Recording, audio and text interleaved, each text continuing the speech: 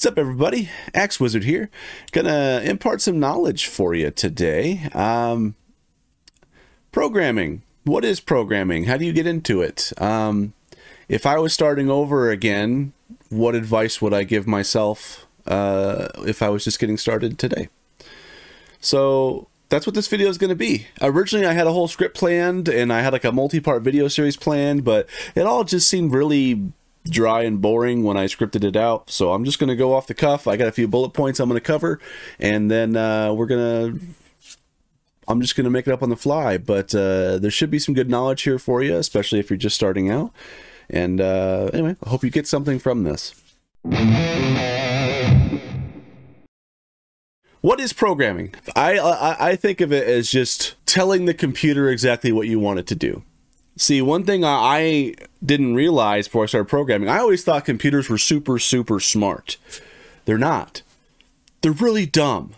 They only do exactly what you tell them to do. And that's what programming is. And a programming language is just a way to translate your desired behavior into steps that a computer can execute to accomplish that task that you want it to do.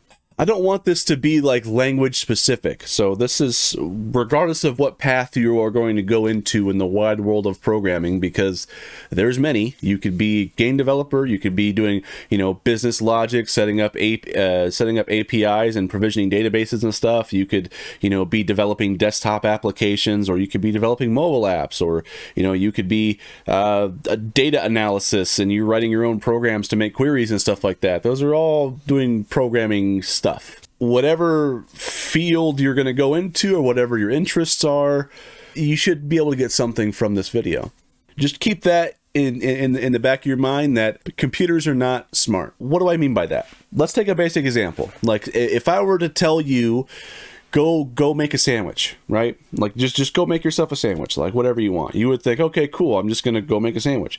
Well, what are the steps to that? You might break out the steps to be something like, oh, I'm gonna get the bread, and then I'm gonna, I might put peanut butter and jelly on it, and then bam, sandwich, right?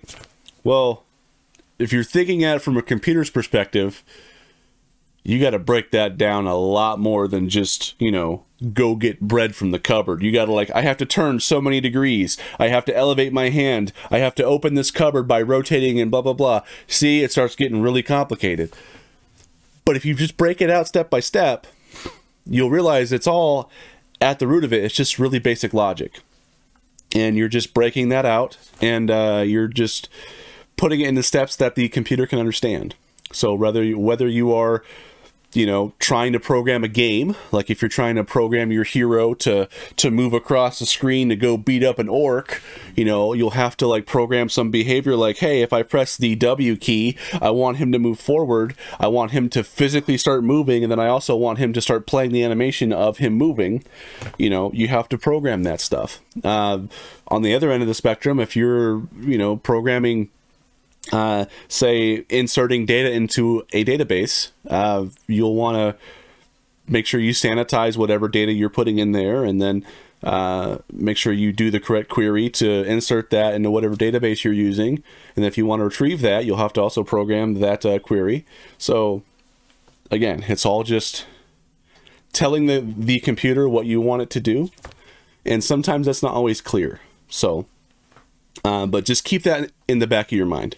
So let's start talking actual programming concepts, right? There's a few common concepts that will help you regardless of what language you're learning.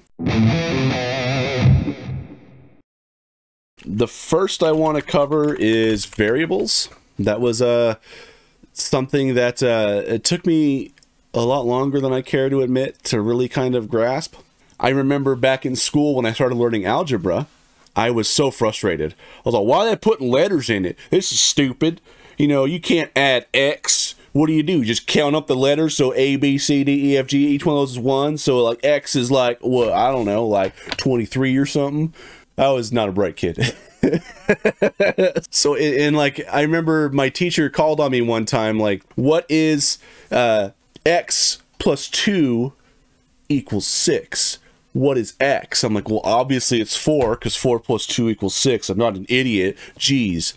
I didn't realize that what the concept they were trying to teach was that those were variables, and I didn't understand why those would be important. So let me give you an example of why that would be important. So if I'm programming a game, because I like programming games, I think a lot of my audience probably would, if they got into programming, they would probably want to be programming their own games. So I remember my very first game I created, I was trying to make this knight like move across my screen when I pressed the D key. I ended up like, when I programmed it, I finally got it working after like a few weeks of like tutorials and forums and stuff like that. But I remember I set his speed to be like a number. So I was like, hey, move him by this amount. What if that amount changes? Well, I wanted to change it, and guess what? I hard-coded it, and I had to like go through and change every instance of that every time I wanted to change it, when I could have just used a variable and say, hey, this is my walking speed. So variables, you could declare by something, just say, hey, walking speed equals 5. Whether whatever unit of measurement that's going to be is up to whatever engine or environment you're using. But for me, it was like 5 pixels like per step, and there was like 60 steps in a second, so it technically would have been a lot more pixels. But I said walking speed was 5, right? And then that was too fast, so I wanted to slow it down. So I just went here and I changed it in one spot to 3, and then bam, that change reflected all throughout my code for everything that was using this variable walking speed. You can make variables for anything you want. So, if you're wanting to determine the acceleration speed of a car, or if you're wanting to, if you're making a website and, you have a login page or a sign up page, and you take some information, say like, you can have first name equals Bilbo, second name equals Swaggins. So these are variables. Anything that you sort of like declare here, this is a variable. So the actual way that you declare variables is different in like every language. Some common examples you'll see, examples of variable declarations, is you might see something like the keyword var. So you might say var my variable equals 6, whatever you want it to be. You might also see like keywords like let my variable, and you'll notice I'm doing something here called camel case, where I'm not capitalizing the first word of it. There's other ways that you can do it too. There's something called snake case, where it's like my variable, where you do like an underscore to separate everything. That's also a common thing. Those two are the most common that I've seen in like programming languages. But again, this is not language specific. I'm just giving you some ideas of what you might see. You might also see something like my variable equals 6. Sometimes you might see something like this. This is all stuff that's called syntax. This is like the rules of how the language is written for whatever programming language you're written. So for example, these like let is like a JavaScript thing. Var is also a JavaScript thing. You might see that in Java. You might see that in just many different languages. That's a very common one. You might also need to specify what type of that variable is. We're going to get into data types in a second. That's a very important thing that I want to share. But just so you know, variables are just anything that can change. So another example is if I have a web page and someone logs into my web page, for account security, I probably want to put some sort of timeout on their session. So like if I'm making an app for like a bank or something like that, there's a lot of regulations that they have to adhere to. And one of the things is, you'll probably notice if you've ever logged into your banking site, that you'll get logged out like automatically after like 5 or 10 minutes. And that's a very common thing. So I can have a variable called timeout or session timeout, and I can set that to be whatever I want. So the reason why this is important is because what if, I don't know, 3 years from now, legislators in whatever country you're in are all of a sudden like, you know what? to protect our citizens, banking pages should auto log them out after 1 minute. This should not last, their session should not last long at all. Okay, cool. Then we could make it 1 minute, you know, whatever. You might also want to have a variable like, hey, is it okay to like refresh their session if they do something on the screen? Because it wouldn't be very good behavior if you were on your banking app and then, you know, you're moving the mouse around trying to make a deposit, but because it took you longer than a minute, it just logs you out. So what we can do is we can have a variable like session refresh equals true, and we could say, hey, if they move the mouse on the screen, it's going to refresh that timeout. So you can have that as a variable as well, so that way, you know, if legislation or whatever lawmakers or, you know, whoever stakeholder is in charge of this project decides, you know what, let's make this timeout back to 5 minutes, and then let's make it not refresh whenever they do something. That would be awful user experience, but you never know. People in prominent positions make stupid decisions all the time. So that's what variables are for. That way you don't have to go through your code and rewrite everything that you've hard-coded there. So you can make a variable for anything you want, and you could use it however you want. And that was a thing that took me a long time to understand. But once I got it, it made a lot of sense to me. So, and I felt kind of foolish looking back on my time as a kid in school and learning algebra, and now I use algebra like every day. So that's fun. So the next big thing I want to cover is data types. So they vary a lot depending on what language or engine or development environment you're using, but there's a few common types that are present in almost every language. And so earlier we were talking about variables, right? So I can have a variable called username, and I can have the username equals, you know, pro gamer 42069 LOL, right? That could be like a username for whatever you're doing, right? So this, you can see how I put this in quotes. This is what's called a string. For me, it's just a string of characters. So every one of these is called a character. Every one of these is called a character. Every letter, every digit, these are all called characters. So every one of these characters is just a string of characters. So whatever you want to put in between quotes is a string. That's basically text. So string, just think of it as text. That's all it is. All this stuff I'm typing here, this is all technically one big string. In this this Notepad++, everything I put here, this is stored as one big string variable. So that's what it is. Now, another data type that we can have are numbers. So say if our we can track, I don't know, just for fun, our user age, right? And maybe he's 69 years old, whatever. This, depending on what language, there's different types of numbers, but there's two main number types. There's an integer, which is a whole number. So this is an integer. And then if I had something that was like user age equals like 69.0 or 69.9 or whatever you want to put, this would be, if it has a decimal in it, it's usually referred to in the programming world as a floating point value, which are commonly just referred to as floats. So this is normally a float. So floating point value, it's basically a number that has decimal in it.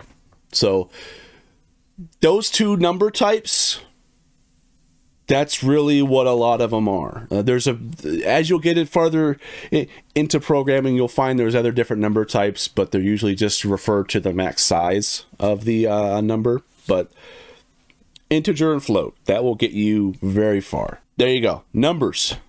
Numbers, cool. We did that. Another common data type is what's called Boolean, which is just true or false. So I used one earlier. So I did like a should refresh variable or something like that. I set that to be false. This is a variable that's just either true or false. It's got only two possible states, true or false. That's it.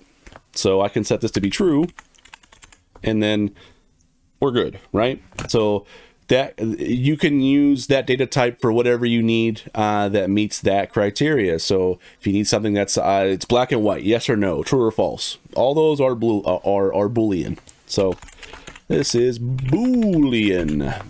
And then there's two other big types that I want to cover, and that will be the primary data types that you'll see in almost any programming language.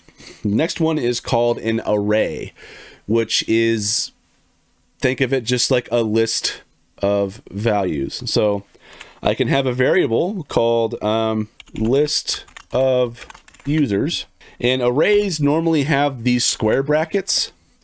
I don't think I've ever seen a programming language not use square brackets for arrays, but it's typically just a ordered list. So an array could have a bunch of different variables in there, so a bunch of different values. So you could have, say, list of users. Let's just do something simpler. This is getting a bit complicated. I'll just say list of things to do, right? Say if you're going to make a little productivity app, you might have something like, take out the trash, and do the laundry, and take a shower, you animal, right? These are all values that you could put in an array. Now, arrays can be super long, so you won't typically see them in one line like this. You'll probably see them actually broken out into something like this, to where you have a bunch of values that are just sort of comma separated. So this is what an array looks like. It's basically just a list of things to do, or a list of values. Now those values can be whatever you need them to be for whatever array you have, but if you need to hold a set number of stuff, you're probably going to be using an array. Like if you, not even a set number, a dynamic number of stuff. Arrays are just super powerful. So there's a lot that you can do with arrays. Almost every language lets you like iterate through every entry in the array. We're going to get into that when we cover some logic. But for this, let's just say we have this to-do list, right? So arrays are almost, I don't think I've ever seen a language that doesn't have what's called zero indexed arrays. So, you know, if you're looking at this array, this is obviously the first one in the list. This is the second one. This is the third one, right? Well, because arrays start at index 0, this is actually 0, 1, 2, right? So if you wanted to reference like, hey, list of things to do, you'll just put the brackets and you'll say, hey, if I want to tackle the third item, you're going to put 2 because it's 0 indexed. References the third item in this array. There you go. So arrays, they're difficult to grasp initially, but for me, they just clicked, and then I was able to just start using those a lot. And there's a lot of really cool things that you can do with arrays. Array is just a variable that can hold multiple values in a ordered list. That's all it is. Now, the next big data type, the last one that I'm going to cover, it goes by a bunch of different names, depending on what language you're using. So, depending on what language you're using, they might call them a map. It might be a struct. It could be called an object. It could be called a dictionary. Those are the common ones I've seen. But basically, all it is just a variable that holds key value pairs. So let's go into what that looks like. So I'm gonna just refer to these as structs for this because that's what I primarily work in. But they could be called maps, objects, or dictionaries. If you're working in like JavaScript, this will be an object. If you're working in like Go, this will be a struct. If you're working in other languages like GameMaker, they only had maps, and then Godot calls them dictionaries. There's a bunch of different languages, but they all basically do the same thing. They hold key value pairs. So let's get into what that might look like. So I'll just say structs are normally used to represent something. So if you're trying to, like, say for example, if you are trying to make like an object in a game. So for example, if you're programming a racing game, right? So you can say something like my car equals, and then they typically have these brackets here, these curly braces.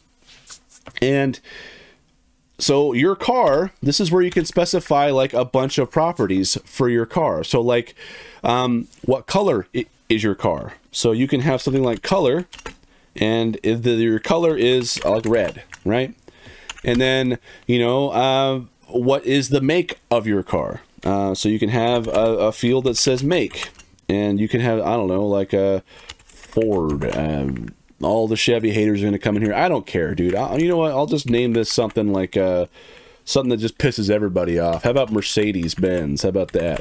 That'll piss everybody off equally. There you go. Make, model. You know, what model is it? I don't know. I don't know models of Mercedes-Benz. Does it look like I drive one? I don't know. So you see all we're doing here. So we have a variable called my car, and then we have all these different properties, these key value pairs. So the key is what you see on the left here, and then the value is whatever we set it to. And again, these values can be any data type you want to be. These values can even be different arrays. So you could say something, you can have a bunch of different stuff. Like you can say, is this vehicle automatic? And you could say, maybe have that as a Boolean, true or false. You could say that list of authorized drivers. You know, you can have an array of different people who can drive it. So Bob Bobertson can drive it, and also Bilbo Swaggins can also drive this vehicle. So this is like an example of a struct.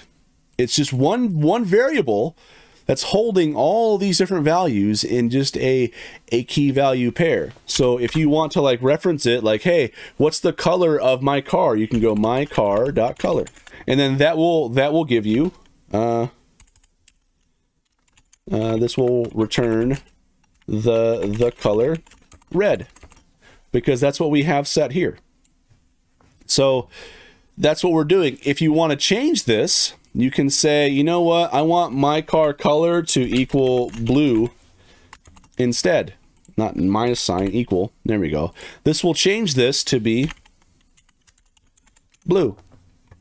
So these between arrays and structs, those are very, very powerful things that give you a lot of different ways to not only organize your data, but reference that data, and also mutate or change that data. So, you know, structs and arrays are just super useful. So for example, I can have an array of cars in the race.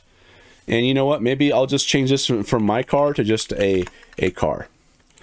And then this might be an array of various cars. So you can have multiple cars. So I can have, you know, just tons of different stuff that you can do with just these 5 data types. If you can wrap your head around these 5 data types, you will be much farther along than a lot of people who start learning programming. And when you do start learning programming, you'll have a much easier time because you'll know what these types are, and you'll know kind of what they're intended to be used for. And then all this stuff is just sort of adding tools to your toolbox. And sometimes it feels like when you start learning something that they just kind of throw you a toolbox and then say, hey, build this. And it's like, I don't know what any of these tools do. Like, you know, what is this tool used for? Is it used to like brush my beard? I don't know what this is. Oh, it's to scratch my back. Oh, I didn't know that. I mean, I guess it works for both. So yeah, data types very important, these 5 data types, they're in what's in a lot of programming. So just to refresh here, I'm going to get rid of all this here. So just to refresh, there's 5 data types. There's strings, text, string of characters, pretty much anything in between quotes is a string. And then there is integers, which are just whole numbers, such as 4, 7, 290,586. Those are all whole numbers, right? And then you have floats, which are floating point values. Basically any number that has a decimal. There you go. Now we've got array, which is a variable that holds multiple values in a ordered list, 0 indexed. And then you've got struct. I'll just call it struct, but we'll just throw everything in there. Struct, map, object, dictionary, depending on what language you're using. That there might even be more things for it, but I'm just gonna say a variable that holds multiple key value pairs. Those 5 data types will get you very far in programming. There's a lot that you can do with that. So I hope that helps. I hope you found something from that. I know I kind of stumbled around a bit and sometimes even confused myself, but I think that if you can wrap your head around those, you'll be golden. So now let's talk about logic, like actual programming things. So the first thing I want to talk about is the if statement. So you know how sometimes, like, if you get worried or anxious, like if something happens, like I know when I was a kid and my mom was late from work and she wasn't home yet, I was like worrying, like, oh my God, what if she got in a car accident? Like, what if she got lost? Like, what if she got mugged by a robber? Like, what if she went to get milk and it spilt all over or something, you know? Like, you start playing the what if game, right? That's basically what your computer's doing, except rather than just your mind frantically worrying about random stuff, the computer's only worrying about what you tell it to.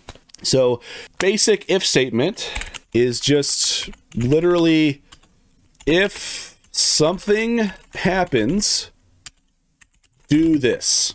That's all it is. So let's give an example of what that might look like. So let's say like you're programming a racing game, right? And you want to make sure that you just can't keep accelerating forever. You want to have like a maximum speed. So maybe you'll create a variable max speed, and you might set this to be something like 240 miles per hour or like 1 billion kilometers an hour. I don't know. Like whatever you want it to be, right? Like 240.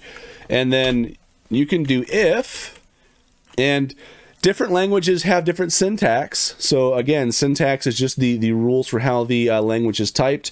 Some languages might specify you have to put the condition in the statement or in between parentheses. So I could say if max speed is greater than 240, or no, I should say, let's back up. We're also gonna have a var called speed and say it's currently 0.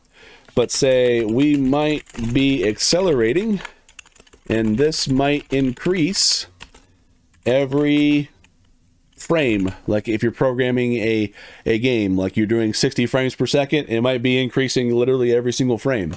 So if speed is greater than max speed, and then you have the different languages are different, but sometimes you might have brackets, and it'll just basically say, hey, anything between these brackets is executed if the statement is true.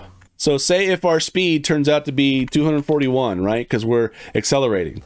Well, guess what? 241 is greater then our maximum speed of 240. So everything in this code block would fire. So we can just say, hey, speed equals max speed. We can just set that to just do that, right? And then if your speed is, say, 0, and this code block runs, it would say, hey, is speed greater than? And this would evaluate to be false.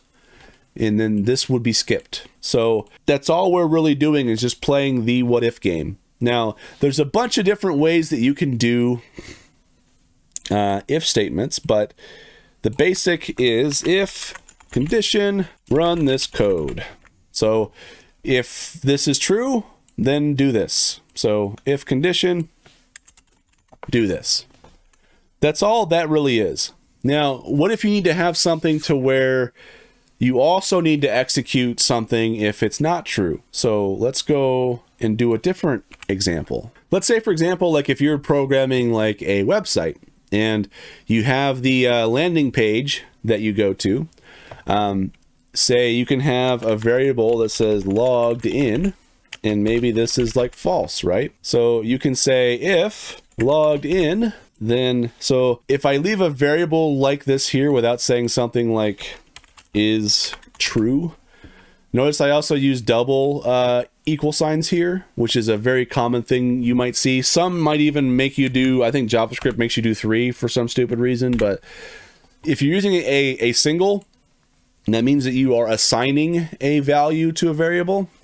If you use double, it means you are comparing a value, a variable to a value. So let's say if logged in is true, then we want to render greeting to user. So we might say something like, I'll just say I have a cool function here called render hi plus username, or like whatever, you know. And then we can add an else to this, and we can say user is not logged in, render login page. Right? This is a super basic example, so we can say render, and I'll just say login page. So from this example here, you can say, hey, if logged in, then greet them. Otherwise, they need to actually log in. So this is a common if-else thing that you might see. Languages can also allow you to do, so you have if, condition, and then you've got code, and then you can also do if-else, and you could keep chaining this. Or actually, no, you could do else if, and you can do like condition 2, code for condition 2. Let's make this prettier. There you go. And then you could also end it with just a else code for if none of the above conditions were true. So you could have complicated stuff like this. I've programmed myself early on. I did like a lot of like a huge chaining if else's, which is not optimal, but you can do it. But so this is like the basic of the basics of logic. If something happens, do this. Like if statements, you can make a lot of cool stuff with just if statements. So another common thing is if you need to handle like a bunch of different things, there's another type of statement that's commonly called a switch, which may also be referred to as a match statement, depending on like the language you're using. But a switch basically has a variable, like some sort of variable here, whatever you want it to be. Here, I'll do it without any of the formatting, because that can vary, but you'll typically have case, some sort of like a condition here. And then below that, you'll have code to execute for condition 1, right? And you can have a ton of these. So I'll just copy and paste. So there you go. So you have a switch statement that has a variable, and then, you know, you're doing constant comparisons. So, you know, say for example, like if we want to say ensure Bob can't access my service or something. This is probably a terrible example, but you'll be able to see what I mean. I can have a switch, and I can say for my condition or my variable, I can say username. And then for my case, I can say Bob. And then what this will do is if username equals Bob, this code will run. And I can have another case. Maybe he has like an alias, or he has like a different account or something like that. Maybe he goes by Bobbert. Then this code will run if username equals Bobbert, right? So that's all a switch statement is, and you can do as many as you want for that. Yeah, that's if statements and switches, which are just sort of the if else if chained statements. So I hope that helps. But at its base, just remember, basic if statement: if something happens, then do this. Whatever code you want to execute here. So there's lots of different languages. So like, for example, in Godot, which is what I've been working in a lot, an if statement might look something like if, something happens, do this. Say we have a function that we call. I'll say like in JavaScript, we can have if something happens, and do this. In Go, we'll have like if something happens, do this. Right, so these are all just examples of the syntax that different languages require. So you'll see that Godot doesn't use the brackets; it just uses tab and like after this colon here. JavaScript likes to have the condition inside of the parentheses, and then it uses the curly braces. And then Go just doesn't really care about the parentheses, but it does also use curly braces. So there's just slightly different stuff there. Again, don't worry about it. Just remember if statements. If this thing is true, if thing is true, then do this. That's all it is. That's all the if statement is, and you can do a lot with that. So I hope that helped. All right, next thing we're going to tackle is functions. So functions are really powerful. I like to think of functions like something that you can create that does a set execute, like a set number of steps. The functions can also return something. So I like to think of it as like a chef at a restaurant, right? So you'll just say, hey, I want a burger, and then the wait staff will take that order back to the kitchen, and then the kitchen does whatever they do, and then they bring you a burger, right? So the kitchen in this case is a function. You don't necessarily have to know what the function does. You just have to know what it requires from you, and then what it will give you in return. Functions don't always have to return something. Let's get into some examples. So functions. So a common example of a function, let's just say we declare it with like function, and we'll say do the thing, and then we'll typically have the parentheses. And again, this is all syntax stuff. This is just what it might look like. Functions are normally declared by something like function, or they might be something like func, or even fun. But just for this, I'll just say function, do the thing, right? So what's the thing that we want them to do, right? So a function can accept parameters here in this in between these parentheses. So say, for example, if we want to have a function to add stuff, this function will take in number 1 and number 2. Those will be its parameters. And then some languages will allow you to specify what it returns. So I'll just say, for example, here it returns number, right? So this would be a common function signature is what's commonly called. So you can see it's declared with something like function. You can see it's called add stuff. It accepts 2 parameters, number 1 and number 2, and then you can see that it will return a number. So let's take a look at what this function would actually do. So we'll say add the provided numbers. So we'll just declare a variable. We'll just say result, and I will say equals number 1 plus number 2. Okay, return the result, and then we'll just say return result, right? So this is a super basic function. You probably never actually even have to use this, because there's already functions built into whatever programming language you're probably using to do math and stuff, but this just demonstrates how a function works. So if we were trying to use this in our code, if we were to use this, say we had a variable called number1 equals 4, and we had var number2 equals 6, right? We could say if, we could do like if statements, remember, we can do logic here. So we could say if, you could say add stuff, you put this in parentheses, and you could say number1, number2, and you could say a condition is greater or equal to, say, 25, number is too great, do other stuff. Else, number is within limits, do something for that, right? So if you were looking at this function, you can see it takes two parameters. We're feeding in those parameters. So we're saying, hey, add stuff. If this result is greater or equal to 25, obviously this would be 10, because 4 plus 6 is 10. So it would not fire this. It would fire this. It would fire the code in the else block. So that's I guess kind of a useless example, but I think it's clear enough so that you can understand what functions do.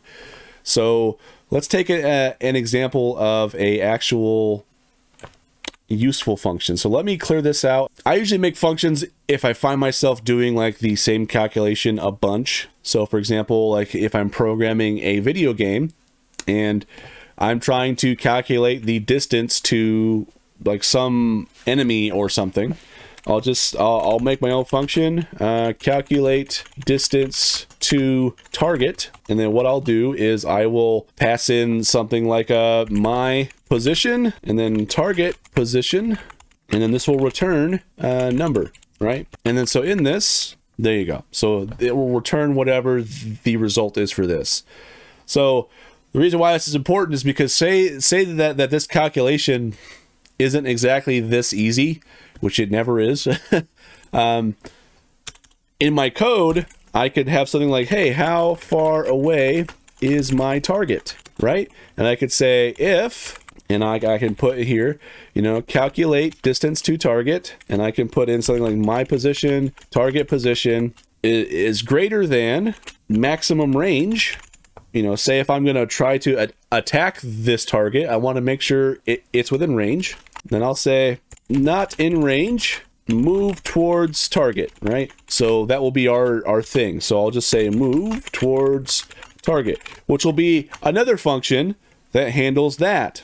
And then I can say else we're in range, attack target. And then I can maybe have another function called attack target that does all the actual steps I need to do in order to attack a target. So that's a super basic example of stuff that I commonly do. Like, so I have a function to calculate the distance to target, and I'm just saying, hey, if, and this is like a decision-making algorithm, I guess you can call it. But, you know, calculate the distance to target, I'm just feeding in my position and then the target position. And then I'm just saying, hey, if this is greater than my max range, then I'm not in range. We need to move towards the target. But if we are, then we're in range, attack target. So you could quickly see how, like, programming is just breaking down logic steps for your computer to actually execute stuff. And then how you do that is you use a programming language to tell it exactly what you want it to do. So that's functions. Again, super basic way to look at it is just usually declared by some sort of keyword. The function name, you want to name it whatever you want. Typically, I name it like what the function does. That way it's very clear. It can accept multiple parameters of any data type. Some languages even allow you to specify like what type. So this might be like a string. So say, for example, if it takes name, this would be a string. It could take age, which would be a number, or I would say integer, or int for short, all sorts of stuff. So you can have parameters. That's what I'm trying to say. Parameters. They might also be called arguments, is what sometimes they are referred to. So if your function, like what arguments does your function take? It's mostly just referring to the parameters. I think calling them arguments is stupid for some reason, but what languages do. And then sometimes they might even say that they return something, and this might even just be something like, hey, this will return a Boolean, like a true or false. So it'll just say what it returns.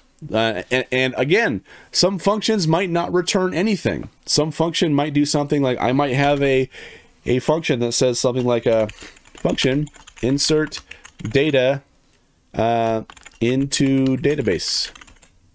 Actually, that's a bad one because you would want to return like an error. So that would be returning something. But there are functions that you can do. Like I can make a function that says something like increment count, and it takes in it doesn't even have to take in any arguments, and it doesn't return anything, and all it does is it just says, hey, count plus equals 1, or count plus plus, which would increment whatever the current value of count is. Now, this brings up a whole conversation of like variable scope. So I guess we can tackle that really quick because that is also an important concept. So what scope typically means is that, say if, here, let's do this. Scope. So say if in my code, I declare a variable thing, and I'll say it's equal to thing, right? So I have a variable, doesn't matter what it is, I declare it here in my code. If I also declare a function here, I'll just say print thing. Print is like a common thing. Every language has something different, but it'll typically just output whatever it is to the console. This might still work because thing is is within scope because the function is also declared where this is declared.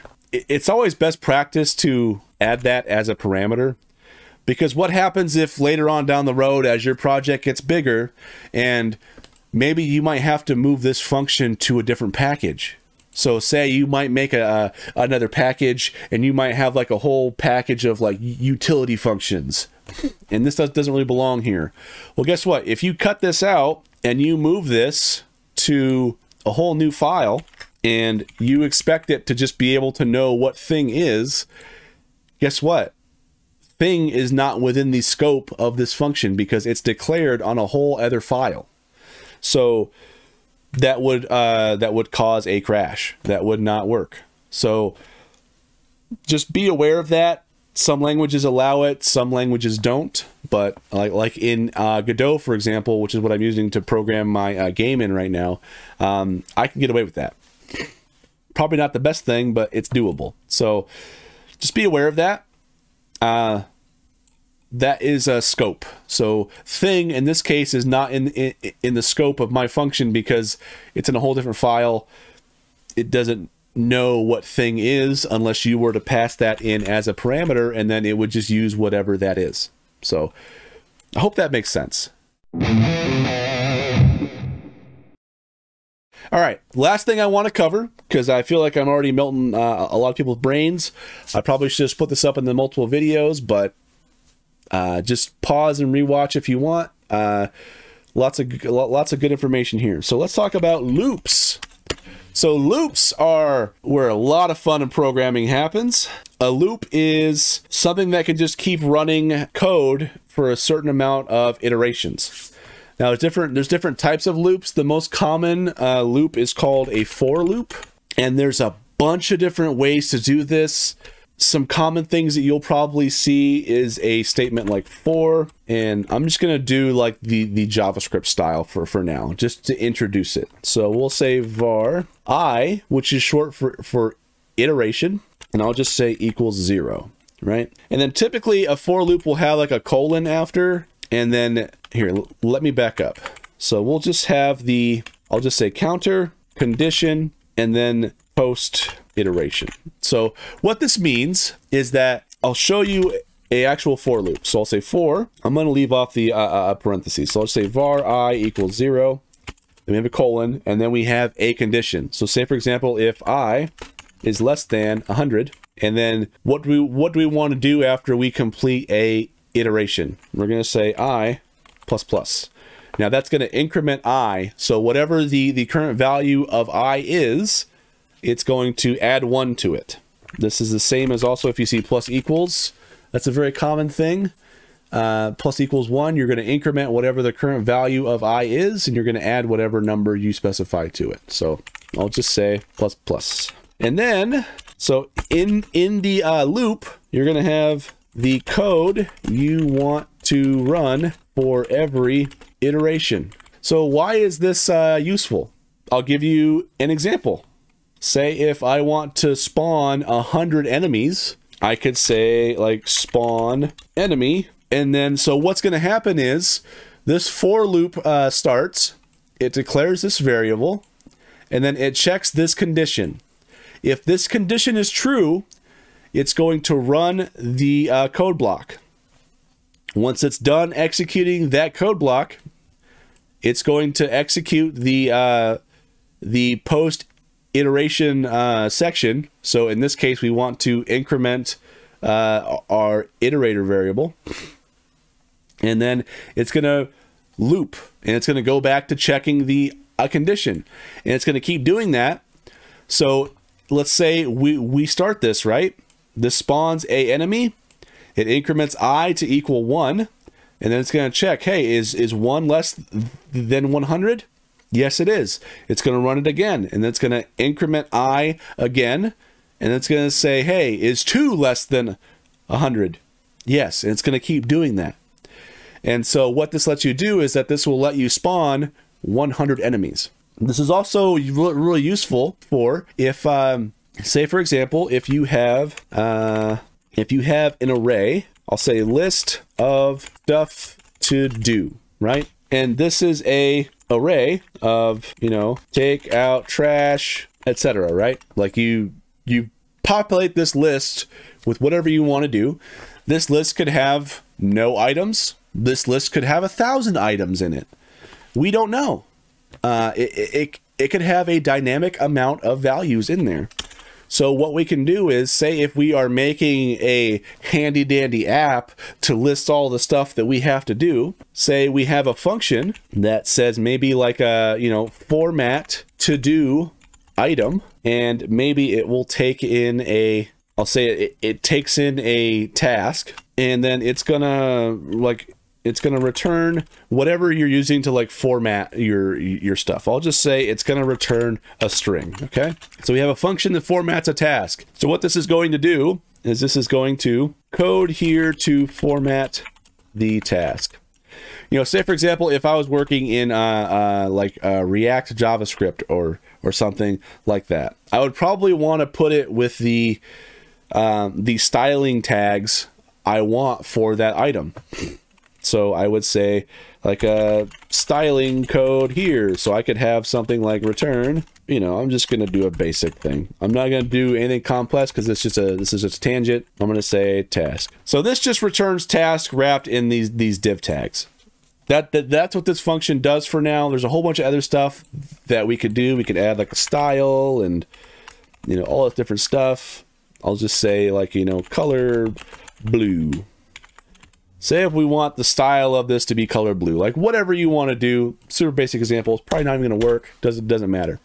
So what we can do is that rather than having to like manually go through and then like say, okay, I want to do, you know, format to do item, and then I'm going to go through and I'm going to specify, I'll say list of stuff to do. I want you to format the first index for me. And then I want you to do it again. This takes forever. And on top of that, what happens if you don't have a total of 3 items? This is going to fail because this is going to throw an error because this doesn't exist. Because right now I only have 2 items. So what do? For loop, baby. For. So we're going to do I equals 0. We're going to start at the begin. Actually, a lot of languages will allow you to do something like what's called a range, or it'll say something like, I'll say for item in list of stuff to do. And what this for loop will do is that this will just, it'll iterate through every single index of this array, and it will return it to you for use in this variable called item. And then so what you can do is you can say format to do item, and you can pass in item.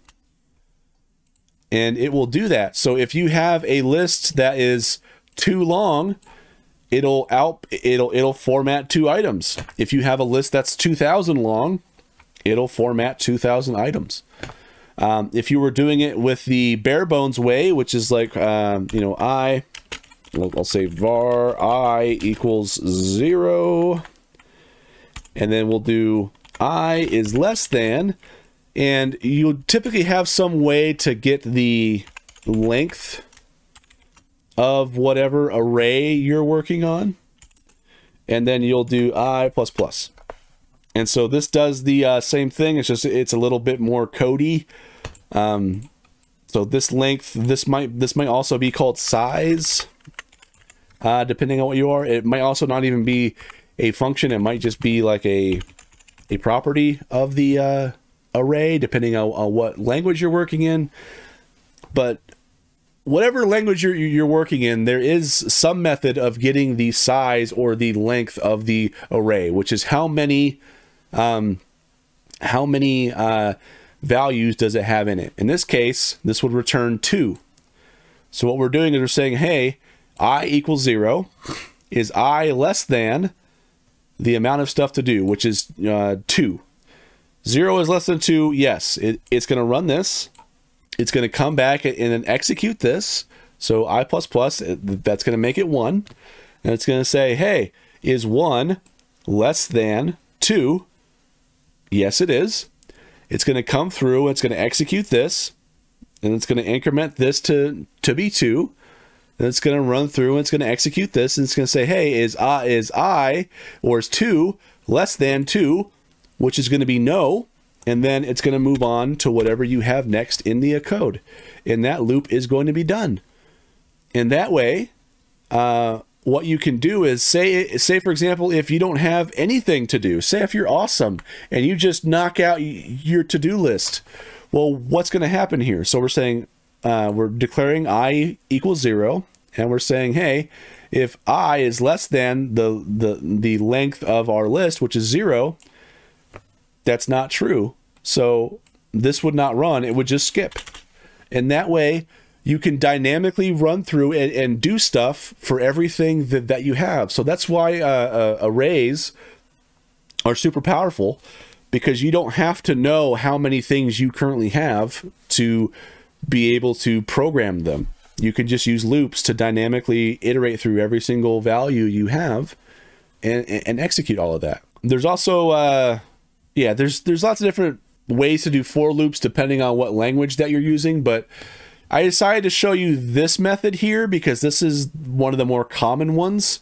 And if you can understand that, because this took me a long time to understand because it was super confusing. Like when people would, you know, help me out on forums and stuff like that, I didn't get like the syntax of it. I didn't know what the stuff was doing. So, you know, breaking it down, you have some sort of like counter variable, something that you're keeping track of to keep track of how many times you want to run this loop. You have a condition that it's constantly checking, and then at the end of the iteration, it's going to typically increment that variable. There's some cases where you might want to set this to be like, you know, 100. And then you might want to decrement that variable, but that's not very common. It's much more common to start from 0. That way you're safe. You don't have to worry about like out of bounds errors. Like if you start, if I were to start at 100 and I only have 2 things in my array, that's going to crash. So, but I hope that helps. There's also another type of loop called a while loop. And what a while loop does is it just simply keeps track of, you know, a condition. So while, and it will say while something is true, then we'll have do this, right?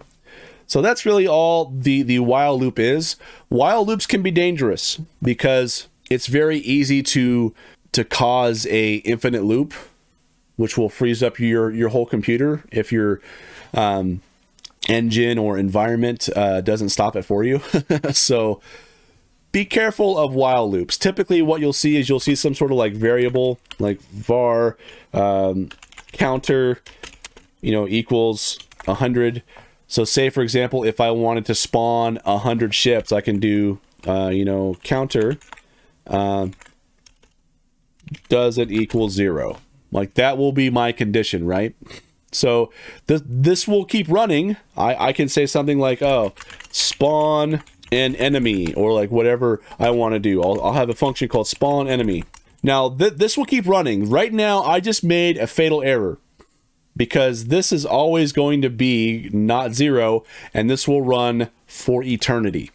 So what I need to do is I need to make sure I decrement my counter variable to avoid infinite loop. And so I'll do counter minus minus, or you can even do minus equals 1. And then that way this will prevent this from running forever. So eventually this will get to a point where we decrement it and it will equal 0. And then this will exit this loop. So if you see like a little exclamation point in something, it typically means not. So in this case, we're saying counter does not equal 0. But that's the basis, like that's programming in a nutshell. That's your intro to programming. I hope that helps. The last thing I want to mention is comments. I probably should have put this at the start, but whatever. better late than never. Comments. You might see I keep doing these like double slashes here, and I keep commenting stuff. Commenting your code is very, very important. I'll show you why. If I were to bring up like something I'm working on here, say if I just hired you as a developer to work on my game, say you want to look at one of my spaceships. So if you just jumped into this code, you might not have any idea what this stuff does. So like axe speed, like what is this? Well, I put comments here, so I put like the rate at which the ship accelerates in a second. So I put comments in the code. Now comments are ignored by the compiler, which is typically what takes all your written code and actually finalizes it into instructions for the computer. They're ignored by the compiler. They are only for you. So comment your code, and I would say comment best practices. I'm a bit strict when it comes to comments. So if I'm doing a code review for somebody and it doesn't have comments, I don't like that. Because what's going to happen, and this has happened to me, is I still have the code for my first project I ever made. Let me see if I can pull that up. All right, so I found some code that was from my very first game that I ever made. So there's no comments here at all. So I have like an if statement here. There's this keyboard check, which is pressing if I'm pressing the D key. The code, it got rid of the ampersand signs, so it's just and. So attacking, I have no idea what this attacking variable is. I got no idea what this moving variable is. We're changing our sprite index. We're setting it to all this. So if you were just coming in to this code, what am I even doing here? It's very important to comment stuff. So what we can do is we can say, we can write comments here that says, hey, if we are pressing the D key, let's see, I'll just say, check if we are not attacking something, and if we are pressing the D key. So we kind of write out what our thought process here is, and then we can also write down, we can jot down what we're thinking here. So for example, set our moving variable to be 1, which should indicate we are moving. And again, I don't know why I wasn't using true and false back then. This is code I wrote back in like 2009 when I was first starting out. So I don't even know why this is capitalized. So it should indicate that we are moving. Update the animation we are using for our wizard. and then set the speed of the animation. And then we are going to translate our position 5 pixels to the right.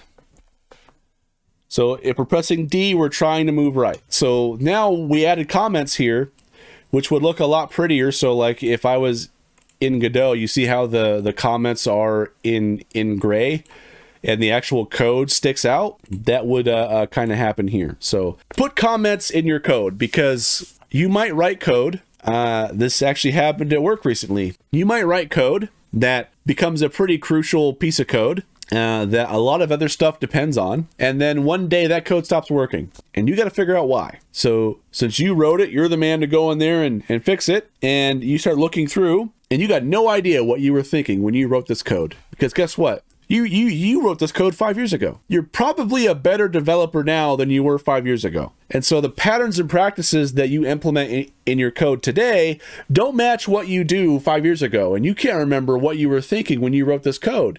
So you're looking at this code and, you know, say for example, it's got, you know, you write super short variable names like HC equals 6 and blah blah blah equals blah, you know, whatever.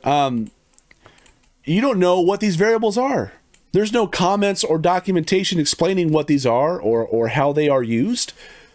And you've got a bunch of functions that, like, you know, func ABC D, and then it does a bunch of other random stuff like DEF D.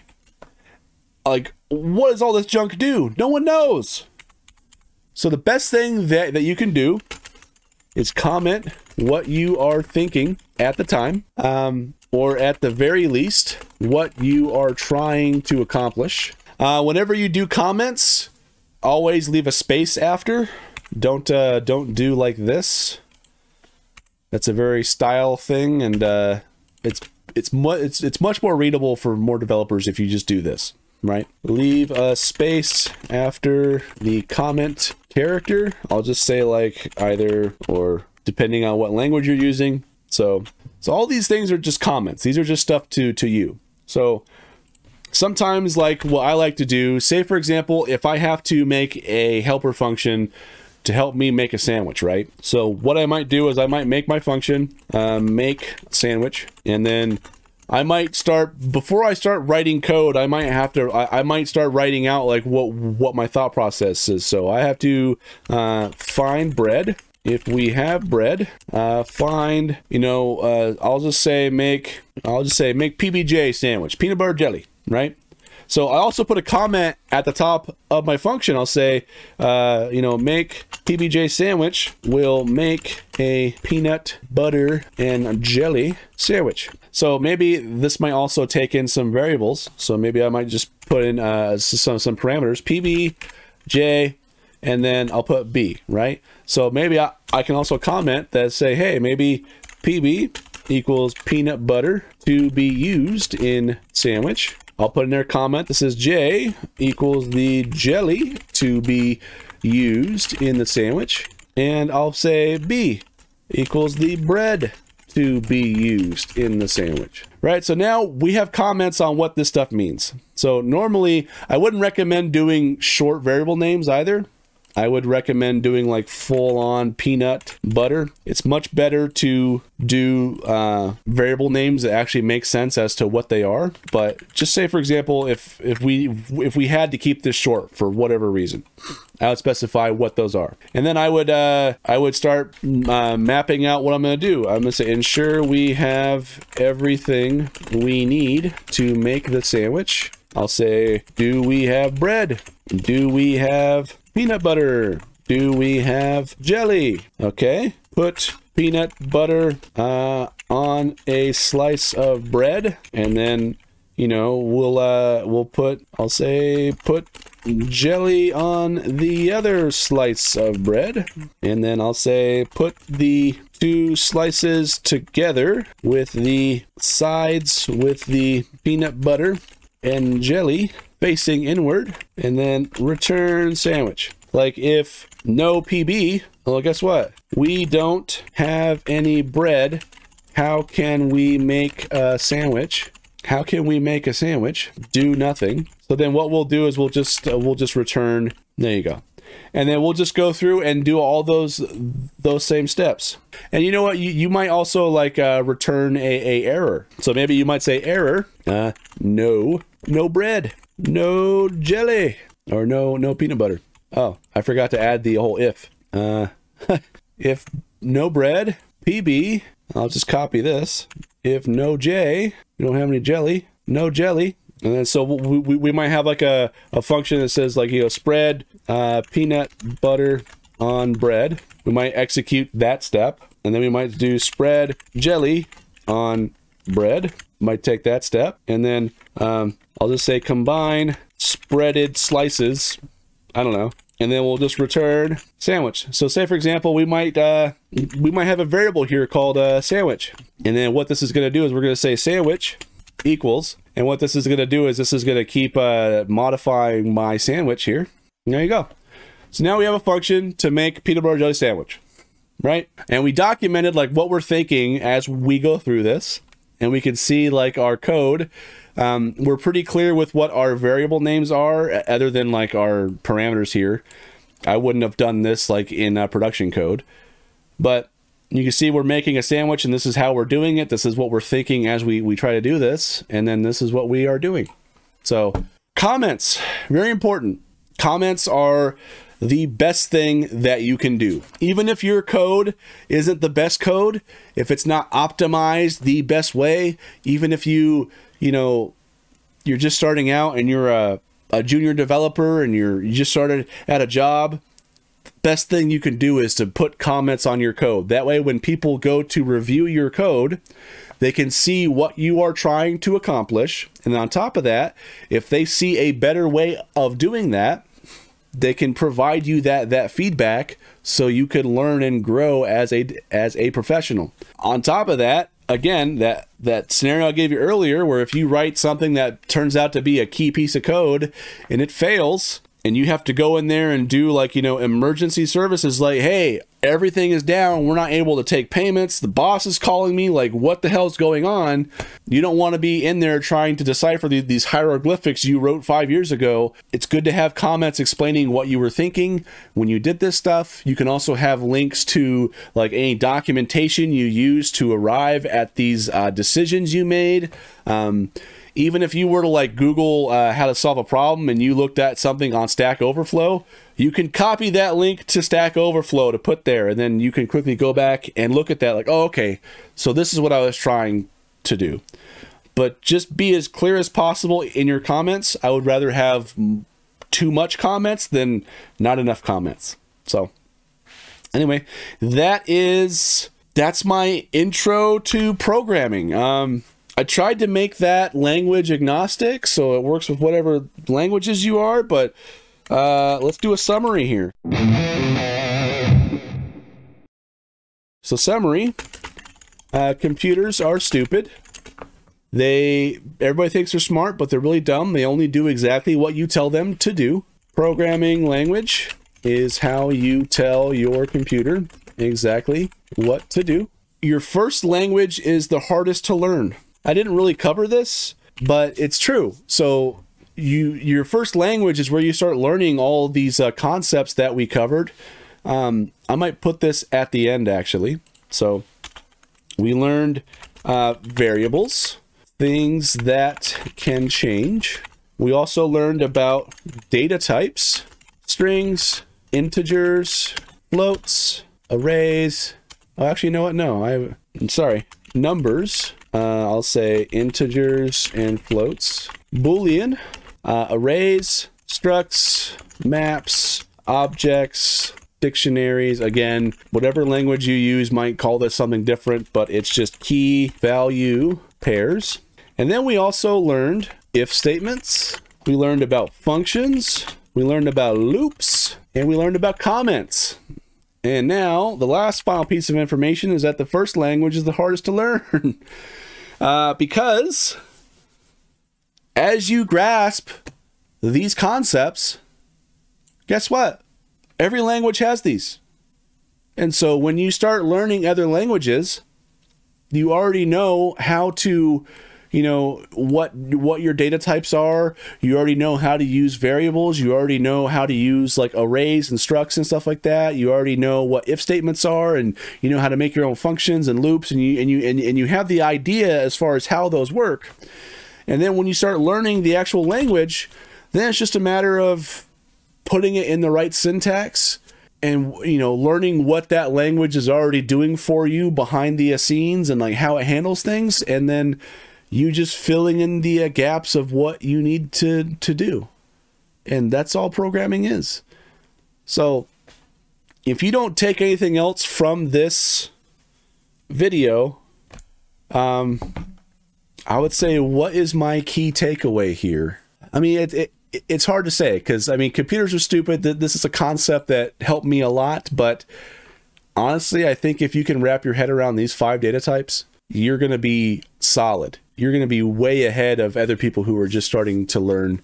And if you can wrap your head around those 5 things, you could do it. Anyway, that's all I've got for this. Let's, I guess, I mean, I've already been recording for a while, but, because I know that I'm going to get asked this question, but what language do you recommend I learn? I don't really have an answer for this question. It depends on what your goals are. If you are looking to get into game development, pick a game engine. So some free things out there. Godot is the one that I'm using, but I think it has a pretty steep learning curve. I started using Game Maker back in the day, and I think that's where a lot of people start. There's other engines out there like Unity, you know, Unreal. Those are the big ones. There's other ones like Construct and RPG Maker and Scratch. There's a bunch of different ones out there. I don't really have a place I'd recommend to start, but if you're looking to make video games, start with a video game engine. Do your research on whichever one looks good to you. Try to look at some tutorials and see if they make sense to you. And if you find one that you can work in, do it.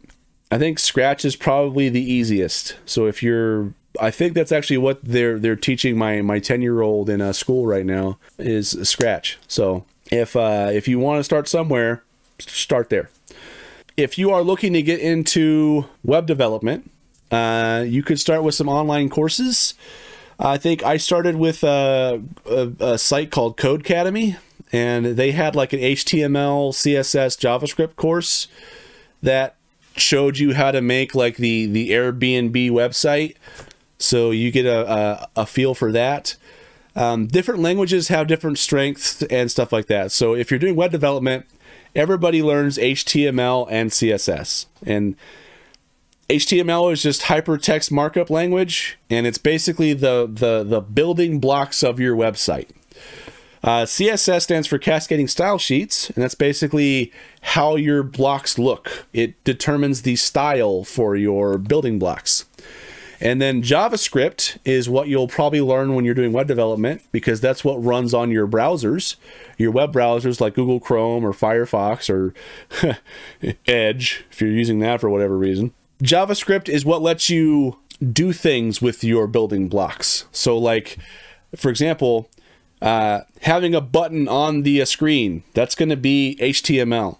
Determining how that button looks, whether it has like a certain font or a color or rounded corners, that's going to be CSS.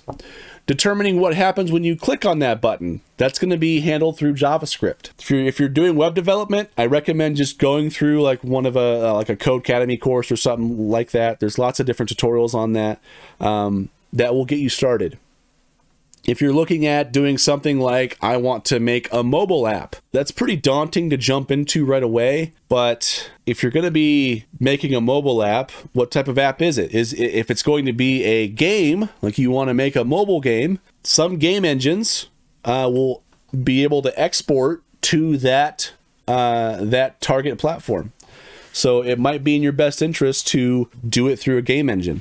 If you are looking at making a application for your phone, like iOS or Android, I would probably recommend using, if you're doing Android, Android Studio that's the best place to do it. If you're doing iOS, you're going to be you have to have a Mac, and you're going to be using Xcode. You can do it through that way, but that's going to be a lot steeper learning curve than, like, say, building a video game or whatever. So yeah, and if you are wanting to do something a bit more complex, like, hey, I want to make a backend API for some service, like if I want to, you know, tap into some public API and make a cool handy tool that can search, like, I don't know, like I guess nutrition facts for, like, foods, to find out which foods are going to be better for this type of diet or whatever. You're probably going to be using a backend server language, something like Go, which is what I would recommend, or PHP, or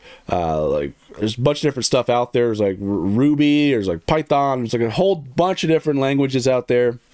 If you're wanting to make like some sort of like desktop application, you'll probably be doing, there's a bunch of different ways of doing it, but you'll probably be doing something like C# or like Visual Basic, or there's tons of different things. But if you have an interest in programming, doesn't matter where you start, just start somewhere. And then when you start to, you know, explore this as a career, oftentimes you'll find that most companies, like, you might get into a position where you might be able to get trained. You might be able to do like an internship where you learn on the job, and then they'll teach you like what language that they're going to be using, and so you can begin to acquire those skills. But everything is open to you on the internet. So yeah, I hope this helps you. I know this was a super long rambling video, but I felt like I wanted to impart some knowledge, and when I tried to condense this down into a lot cleaner edited, you know, scripted videos, it just felt super dry and boring. But there you go. This is what I would tell myself to focus on if I could go back in time when I first started learning programming. This is the stuff that I would tell myself.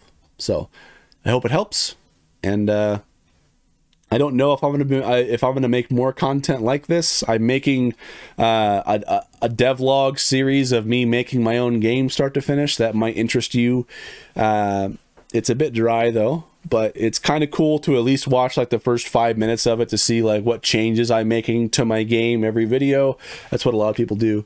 But yeah, as I start, maybe I might do like some other courses. Like I don't know if I'm necessarily qualified to teach, you know. I don't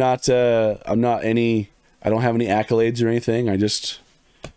I'm currently employed as a web developer. That's what I do right now, and I do video game programming as a hobby in my off time. And right now I'm having to learn mobile app development, so that's also something I'm learning too. But yeah, let me know if this helped you guys. If you have any questions about anything I covered here, don't be afraid to ask in the comments, and I'll answer to the best of my ability. And you know, even if you want to tell me that I'm wrong, cool, just be constructive about it. And I'm certainly open to being corrected. I can learn from anybody. So yeah, let me know your thoughts, feedback, questions, comments. Let me know. And thank you so much for watching. I appreciate it, and I hope this helped.